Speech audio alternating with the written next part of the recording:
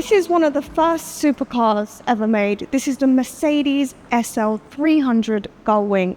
Now we're going to find out today why this car that's over 70 years old is worth over $3 million today.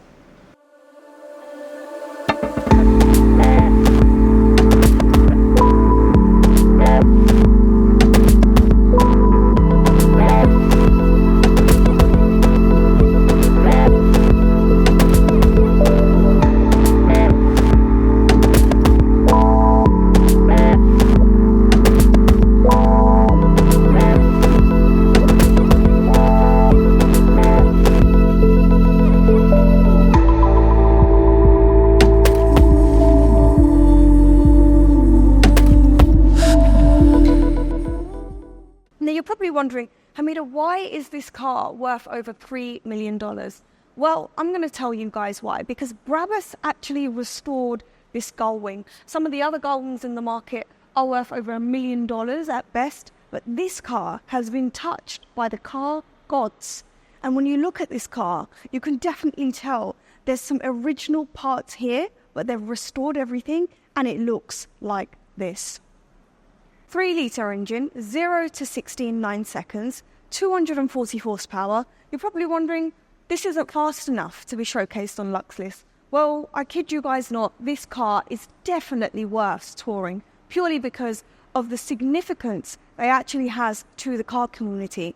This back in the day was probably known as one of the fastest cars on the road, and it is such a pleasure to be able to tour it with you guys. When you look at this car, you look at all the detailing, the lining, the architectural lines, the way the doors actually open up. This is definitely a masterpiece. Breathtaking. If you compare this engine to the cars that we actually toured, this engine is absolutely huge.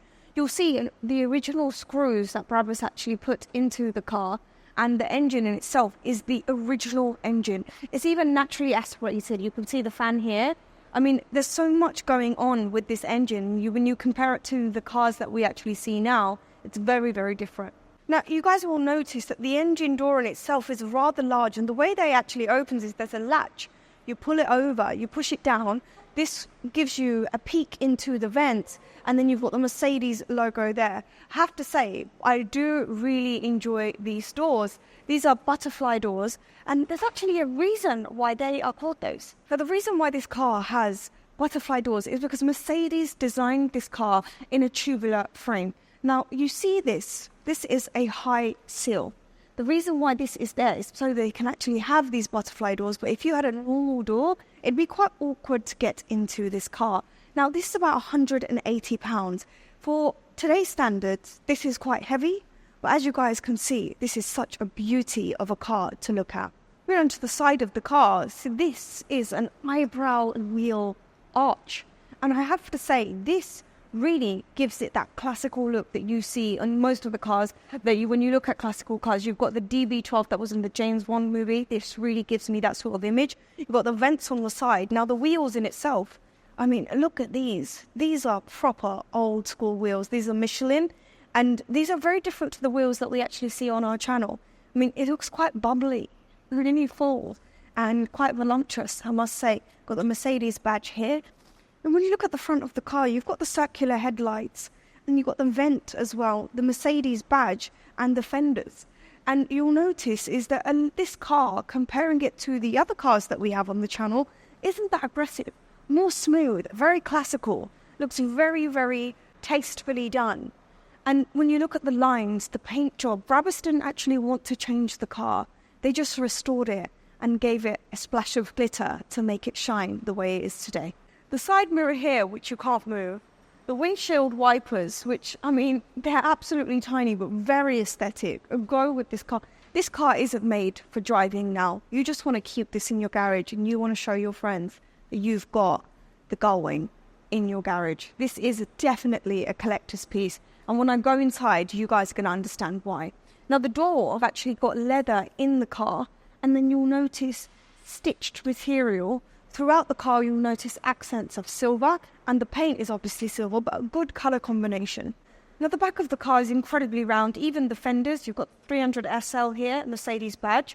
You're probably wondering, how do you fill in the fuel of the car? There's no fuel cap. Well, you actually have to switch this over, open the trunk, with a key, and the fuel cap is in there, which I think is pretty cool, but I'd be too lazy to drive this car in this day and age. To get into this car, there's a lot of commotion, a lot of drama.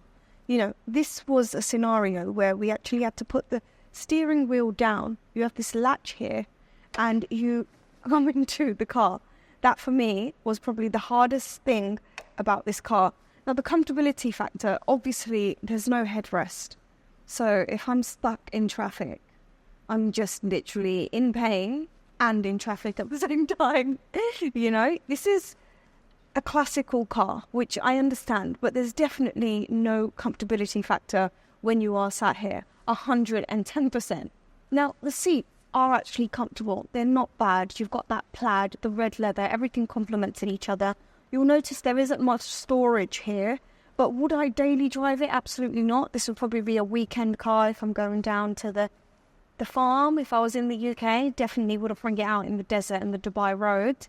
But you also have extra storage here. You'll notice that it's finished off with that same red leather that we've seen on the interior of the doors and inside as well. Now, the dashboard, you'll notice everything is analog. Silver lining behind the digital dashboard really complements the whole car that we've seen. You've got these push-out, pull buttons. Everything is analog. We tour a lot of cars and we're so used to seeing digital dashboards. And I know a lot of you viewers would appreciate this. You even have this gear stick here, so you would definitely need to know how to drive manual if you are driving this car.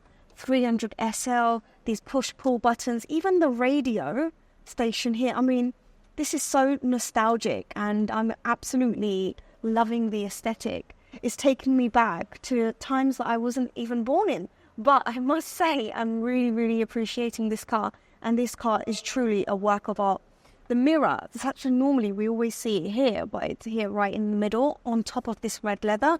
This actually opens up. There's no mirror here, but you've got this gorgeous material that we're seeing on the roof of the car and throughout. So all the materials are married well together and it goes incredibly well.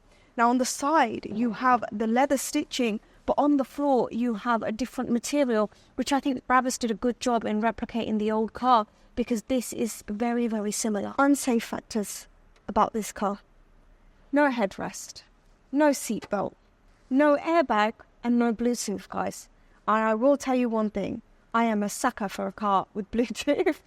The thing is, you will notice with the steering wheel, it's large, there's no leather, it's incredibly clunky, but you also have speakers on each side of the car which are round as well. I have thoroughly enjoyed showing you guys this car. This car is such a spectacle and I cannot believe I was able to get my hands on one to be able to tour. I'd like to thank Emirati One for allowing us to tour this car. If you guys go back to our channel, you guys will see our first ever car tour was here. So I'd like to thank them personally for allowing us to get onto that journey. If you guys have any inquiries, Nidal will be your guide for you guys to contact. His details will be in the description below. And for now, guys, I will see you guys in the next one.